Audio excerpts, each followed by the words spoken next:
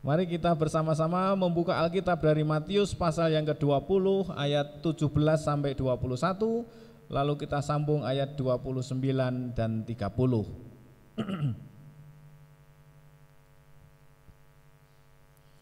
Ketika Yesus akan pergi ke Yerusalem, Ia memanggil ke-12 muridnya tersendiri dan berkata kepada mereka di tengah jalan, "Sekarang kita pergi ke Yerusalem, dan anak manusia akan diserahkan kepada imam-imam kepala dan ahli-ahli Taurat, dan mereka akan menjatuhi Dia hukuman mati.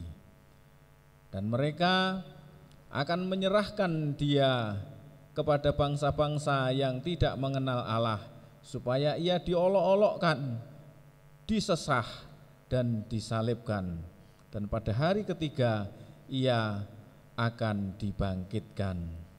Maka datanglah ibu anak-anak Zebedeus serta anak-anaknya itu kepada Yesus, lalu sujud di hadapannya untuk meminta sesuatu kepadanya. Kata Yesus, "Apa yang kau kehendaki?" Jawabnya, "Berilah perintah supaya kedua anakku ini boleh duduk kelak di dalam kerajaanmu, yang seorang di sebelah kananmu dan yang seorang lagi di sebelah kirimu." Kita melompat ke ayat 29. Dan ketika Yesus dan murid-muridnya keluar dari Yeriko, orang banyak berbondong-bondong mengikuti Dia. Ada dua orang buta yang duduk di pinggir jalan mendengar bahwa Yesus lewat. Lalu mereka berseru, "Tuhan, Anak Daud, kasihanilah kami." Bapak, Ibu, dan saudara-saudara yang saya kasihi di dalam Tuhan, firman Tuhan pada pagi hari ini saya beri judul Misi ke Yerusalem. Misi ke Yerusalem. Yerusalem adalah kota atau ibu kota kerajaan, dan semua suku Yahudi atau semua bangsa Yahudi berharap bahwa Mesias akan datang dan membebaskan mereka dari penjajahan. Saat itu sedang dijajah oleh Roma, kerajaan Roma. Lalu Tuhan Yesus mengajak untuk pergi ke Yerusalem, dan ketika akan pergi ke Yerusalem, Ia memanggil ke-12 muridnya untuk secara tersendiri diberitahu bahwa kita akan ke Yerusalem. Setelah mereka diajak untuk pergi ke Yerusalem, para murid mulai berpikir bahwa Tuhan yang disebut dengan Raja itu akan memulihkan kerajaan saat itu. Akan memulihkan kerajaan dan membebaskan mereka dari penjajahan, dari kesengsaraan, dari penderitaan. Karena Tuhan akan mengajak mereka ke Yerusalem, lalu ada pemulihan kerajaan, lalu Tuhan Yesus duduk di atas tahta kerajaan itu, dan semua akan menerima berkat pemulihan kerajaan kala itu. Itu sebabnya seorang ibu dari Yakobus dan Yohanes, ini istri Zebedeus, dia datang mendekat kepada Tuhan Yesus, lalu sujud menyembahnya dengan kedua murid anaknya juga, yaitu Yohanes dan Yakobus. Lalu Tuhan Yesus bertanya, "Apa yang kau minta?" Tuhan Yesus, ibu dari Yakobus dan Yohanes ini menjawab, "Jika engkau menjadi raja, biarlah anakku ini diberikan perintah," dikatakan berikan perintah, "supaya kedua anakku ini boleh duduk di sebelah kananmu, yang satu duduk di sebelah kirimu." Menjadi pengapit sang raja dan menjadi apa? Sentono dalem istilahnya ya. Menjadi warga kerajaan, menjadi penguasa juga di kerajaan itu. Itu sebabnya ibu ini meminta dengan sangat. Tetapi apa jawaban Tuhan Yesus? Engkau tidak tahu apa yang kamu minta. Bapak, Ibu, dan saudara-saudara, ini adalah sebuah kenyataan bahwa mereka, termasuk Yohanes dan Yakobus, bagian dari ke-12 murid itu, sekalipun sudah mengikut Tuhan Yesus sekian lama, sekalipun mereka sudah menerima firman, sudah diajar oleh Tuhan Yesus sebagai gurunya, tetapi belum paham benar, belum mengerti tentang siapakah gurunya itu. Mereka masih berpikir bahwa gurunya akan menjadi raja dan akan membebaskan mereka dari penjajahan, dari penderitaan, dari perbudakan oleh kerajaan yang berkuasa pada saat itu.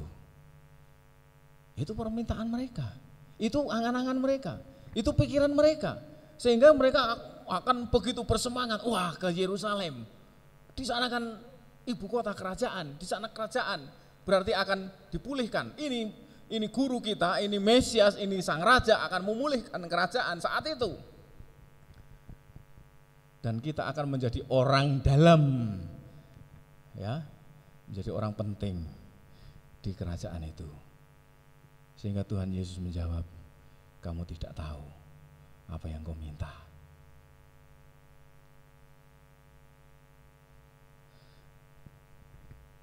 Mau menjelaskan pada saat itu bahwa secara rohani orang ini tidak tahu artinya buta. Dia tidak mengerti maksud Tuhan, kedatangan Tuhan itu sebagai apa, untuk bagaimana, apa yang harus dilakukan, dia tidak mengerti. Termasuk Yohanes dan Yakobus yang murid yang dekat dengan Tuhan. Dia tidak mengerti juga. Dan disuruh oleh ibunya. Mungkin Yohanes dan Yakobus malu-malu lah, ya toh, apa istilahnya, minta jatah, minta jatah. Kalau Tuhan Yesus nanti jadi raja, ya saya jadi menteri atau patih atau apa gitu ya. Permintaannya begitu. Jadi ada perjanjian, berikan perintah supaya anakku yang satu di sebelah kananmu, yang satu di sebelah kirimu. Memerintah bersama-sama dengan guru, memerintah bersama-sama dengan raja ketika kerajaan itu dipulihkan. Tuhan Yesus mengkritik kebutaan mereka. Dia tidak mengerti, sehingga suasana dengan para murid yang lain lalu menjadi gaduh.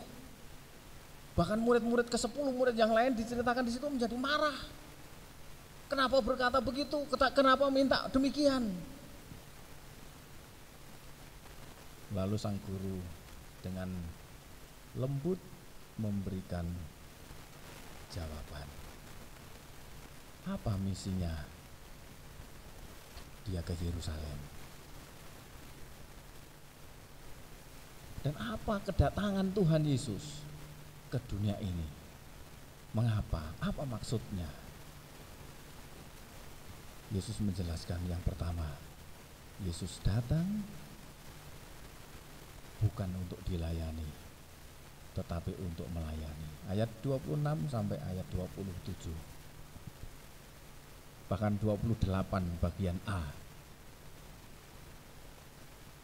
Aku datang bukan sebagai raja seperti yang kamu bayangkan, seperti raja-raja yang lain di dunia ini. Bahkan dikatakan mereka memerintah dengan tangan besi. Mereka berkuasa atas mereka. Mereka mau melakukan apa saja boleh. Tidak ada yang melarang, tidak ada yang berani melarang. Dan para murid pun juga berpikir demikian. Kalau aku dekat dengan raja, bahkan sang raja adalah guruku, bukan guruku, guruku, maka aku akan mendapat jabatan tertentu, posisi tertentu sebagai raja.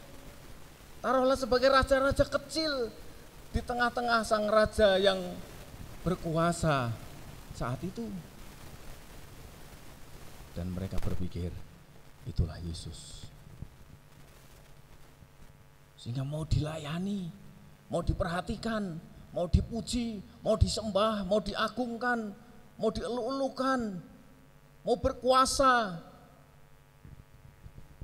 Tapi Yesus mengkritik dan berkata, aku datang bukan untuk bukan untuk dilayani, tetapi untuk melayani. Dan Tuhan mau kita semua juga melayani. Tidak ingin diperhatikan, tidak ingin mendapatkan posisi-posisi tertentu, tidak ingin diperlakukan beda dengan yang lain karena saya melayani Tuhan. Tidak. Posisi kita, jabatan kita adalah sarana untuk melayani. Kapasitas kita masing-masing. Kapasitas masing-masing yang menghibur orang lain, yang menasihati, yang mengajak orang lain untuk kembali beribadah, misalnya ke gereja, sudah lama tidak ke gereja, yang melakukan ini, yang menjaga gereja misalnya, yang tidur di gereja, yang nyapu, yang bersih-bersih, yang ngepel, yang bawa termogan, yang menerima tamu di sana, yang mengucapkan selamat datang, Tuhan Yesus memberkati, yang memimpin pujian, yang sebagai penari tamborin, yang sebagai pemain musik, yang berkhotbah, guru-guru sekolah minggu, pemuda, remaja, siapapun kita, jabatan posisi apapun dalam kita lakukan untuk melayani Tuhan. Amin. Untuk melayani Tuhan. Wah, ora ono sing gatekke aku wegah. Tak rewangi aku rono rene besuk misalnya bergumam demikian. Ora ono sing gatekke aku ora do ngerti. Lalu frustasi, aku ndak mau melakukan. Aku dadi operator LCD, gur disalahke wis rasah. Dadi penari tamborin wis. Ora ana sing gatekke seragame kuwi-kuwi wae wis moh. Memain musik jarene ini, katanya begitu, katanya begini. Kurang apa, kurang begini dan sebagainya. Memimpin pujian, wah saya memimpin pujian kurang bagus. Aku tidak terlalu hafal lagu misalnya. Ora ana sing gatekke aku.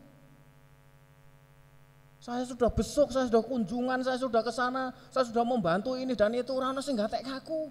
Moh. Itu keliru. Karena Anda sedang ingin menjadi raja-raja kecil di tengah-tengah sang raja kita. Tuhan Yesus memberi teladan kerendahan hati, sehingga di situ katakan siapa yang mau terkemuka, layanilah. Siapa yang mau terbesar, jadilah hamba. Coba. Wah, aku komsel ke sana kemari mengajak orang-orang. Wah, ono sing gatekke misalnya. Frustasi, wegah, kurang semangat. Saudara, Anda sedang tidak tahu maksud Tuhan datang ke dunia menolong Anda.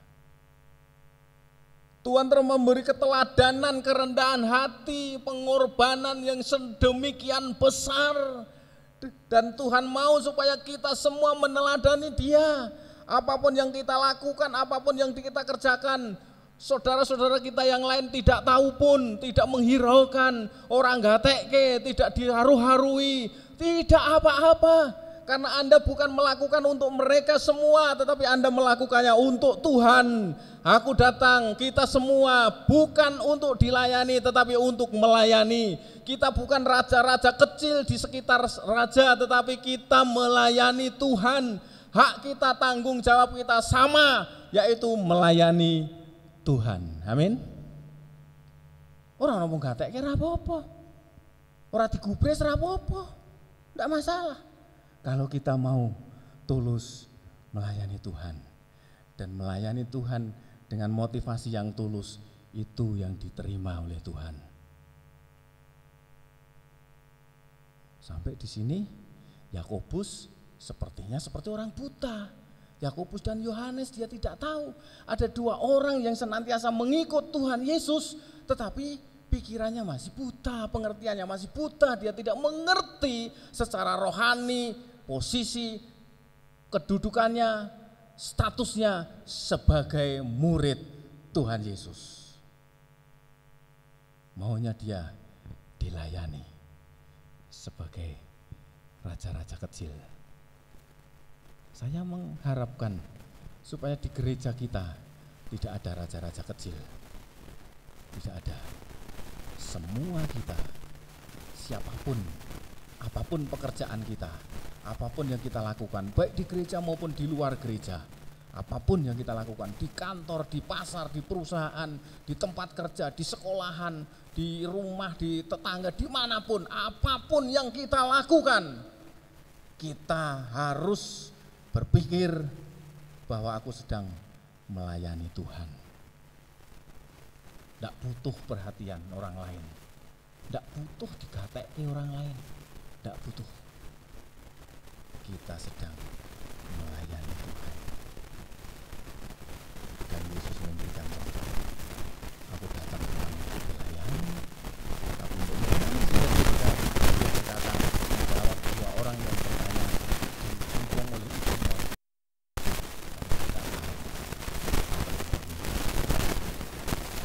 Kamu tidak tahu apa yang kau minta. Aku tidak berkuasa seperti yang kamu pikirkan, lalu mengalahkan semua kerajaan yang ada di sekitarnya secara seperti kerajaan dunia dengan tangan besi. Lalu Yohanes di sebelah kanan, lalu Yakobus di sebelah kiri bersama-sama memerintah sebagai raja, dan dia raja-raja kecil. Ya. Kalau kita melakukan sebuah pelayanan apapun namanya di gereja ini hanya supaya mendapat perhatian orang lain, sanjungan dari sesama, dari teman-teman yang lain di gereja mungkin, wah luar biasa berjuang.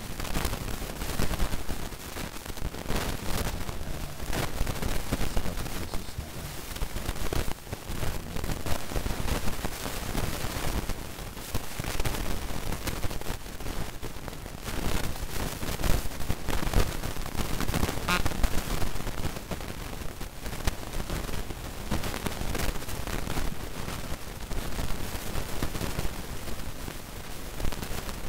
Tetapi hendaklah kita semua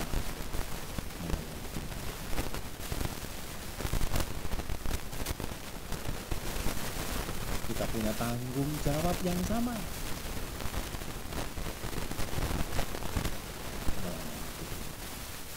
Ada sebuah gereja yang kebaktiannya juga 2 kali. Lalu ada jemaat yang datang ibadah pertama. Pertama selesai, ya kan?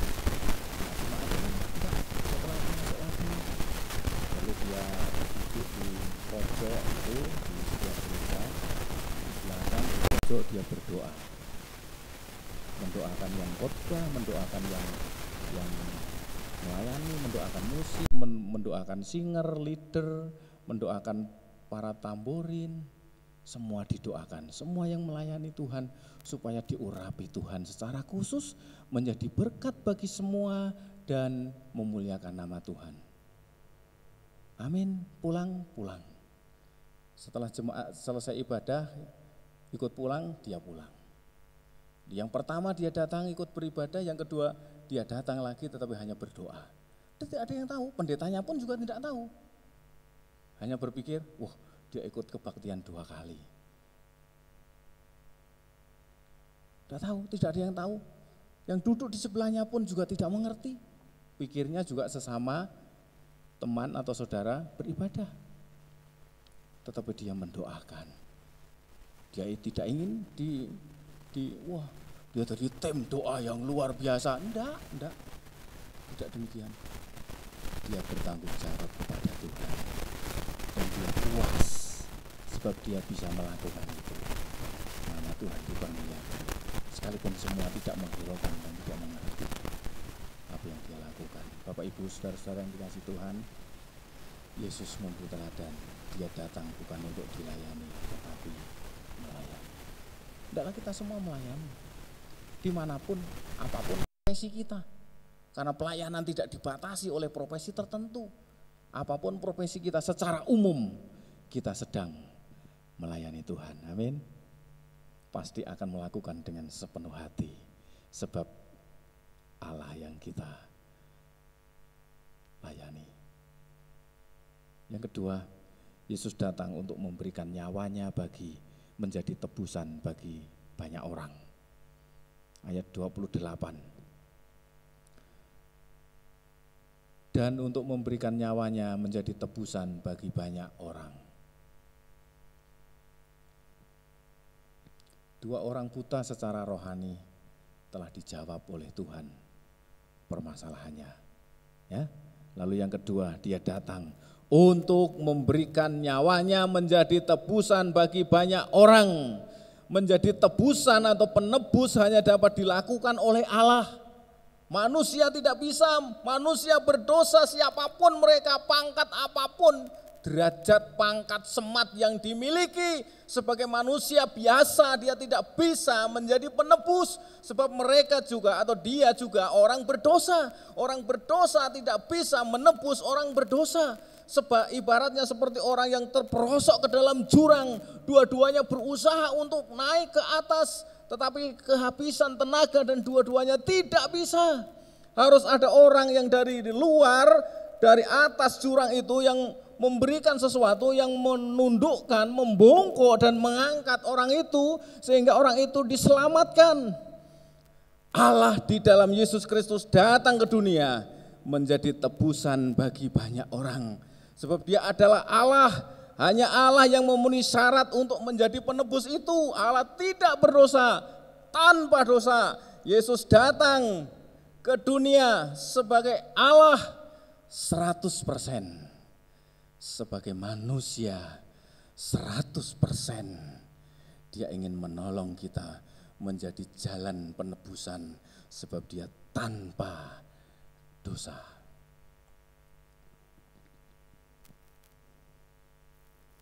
Dia sempurna untuk menebus kita, orang-orang berdosa.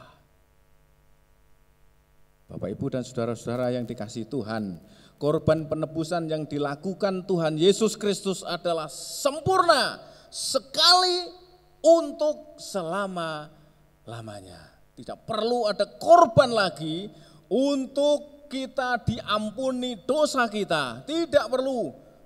Sebab Yesus Kristus telah melakukannya secara sempurna, tak bercacat, tak bercela, diterima oleh Tuhan. Allah Bapa puas melihat karya anaknya, Yesus Kristus. Dan kita yang percaya mendapatkan penebusan, mendapatkan keselamatan. Itu sebabnya dia ke Yerusalem. Dengan misi apa? Dia menyerahkan dirinya menjadi tebusan bagi orang berdosa. Dikatakan dia akan diserahkan kepada imam-imam kepala dan ahli-ahli Taurat, dan diserahkan kepada orang-orang yang berdosa, yang tidak mengenal Allah, supaya dia diberikan hukuman mati, disesah, disiksa, disalib. Lalu dikatakan pada hari yang ketiga ia akan dibangkitkan. Sudah 3 kali dia katakan demikian kepada para murid-muridnya pun juga tidak tahu saat itu, belum mengerti, belum ngeh maksudnya apa.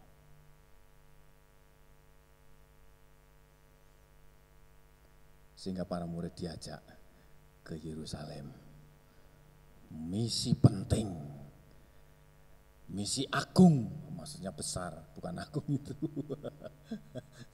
Tapi itu juga besar. Ya. Misi agung sempurna, dilakukan sekali untuk selama-lamanya menjadi tebusan bagi banyak orang. termasuk kita, orang-orang yang ditebus oleh Tuhan, dan kita menjadi anak-anaknya. Amin. Lalu Tuhan mau supaya kita melayani Tuhan. Amin. Dalam kapasitas kita masing-masing, kita mau melayani Tuhan.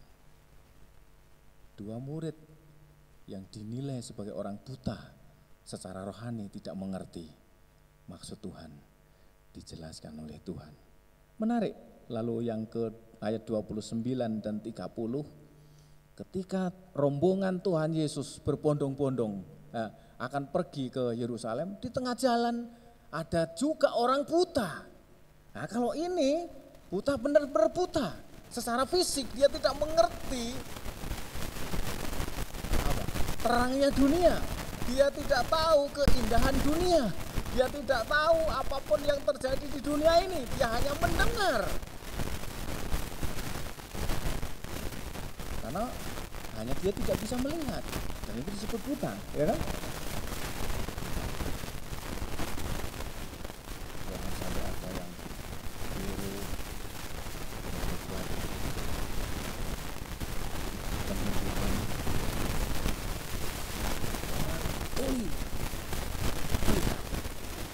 orang buta mendengar dalam nama Yesus. Ya benar, dalam apapun orang tuli melihat, karena hanya tuli, kecuali ya tuli ya buta ya gitu kan. Orang buta mendengar, ya memang dengar, dari tadi sudah dengar. Seperti ini, ya ini orang buta tapi mendengar bahwa Yesus lewat.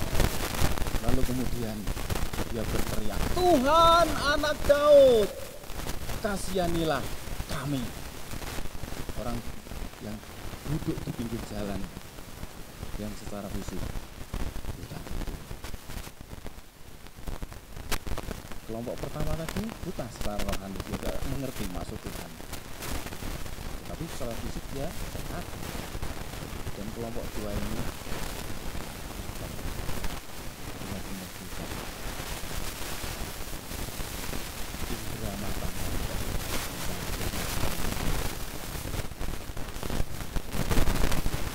bahwa Yesus anak Daud, Tuhan anak Daud, kasihanilah.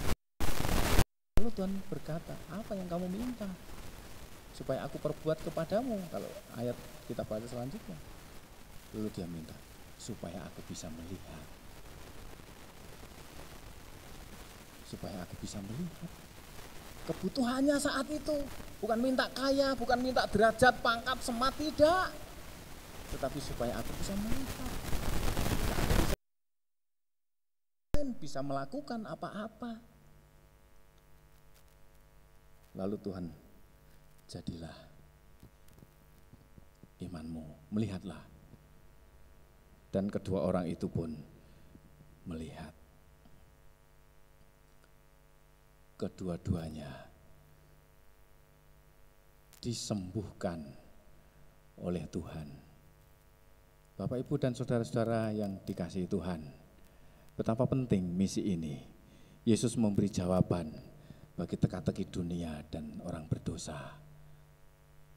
Dia memberi jawaban, bahkan Yesus juga memberi teladan dan pengajaran kepada mereka untuk mereka mengerti di dalam Yesus Kristus. Ya, tidak minta diperhatikan, tidak ingin jadi raja-raja kecil yang minta dilayani, yang minta diperhatikan,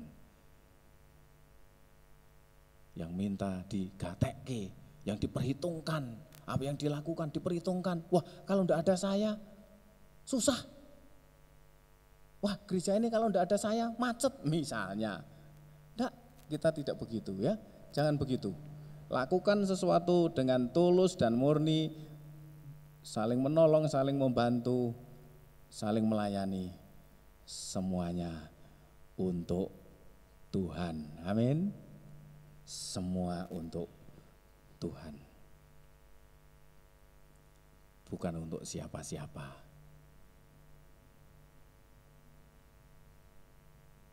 Jangan tergoda dengan hal-hal lain yang tidak murni.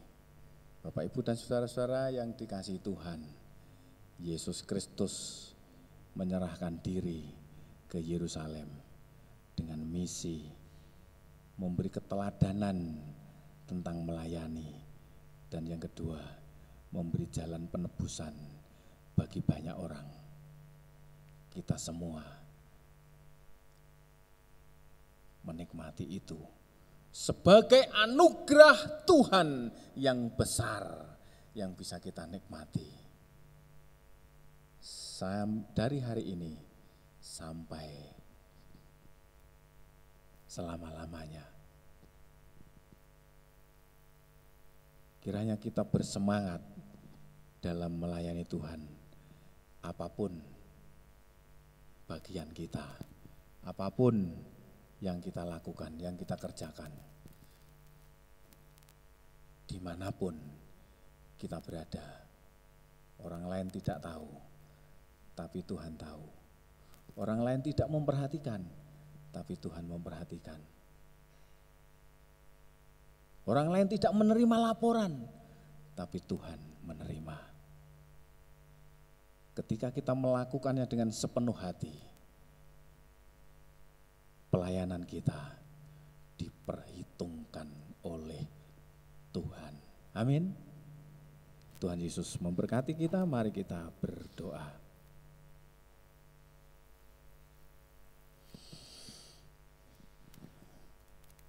Terima kasih Tuhan, Engkau memberkati kami dengan firman-Mu, mengingatkan kepada kami, memperbaiki motivasi kami, meluruskan motivasi kami dan menyemangati kami karena kita bersama-sama orang-orang yang telah menerima tebusan, jalan dari Tuhan yang disediakan bagi kami, dan kami diharapkan oleh Tuhan untuk biarlah Tuhan yang menjadi teladan kami, menguatkan kami, menolong kami dan memampukan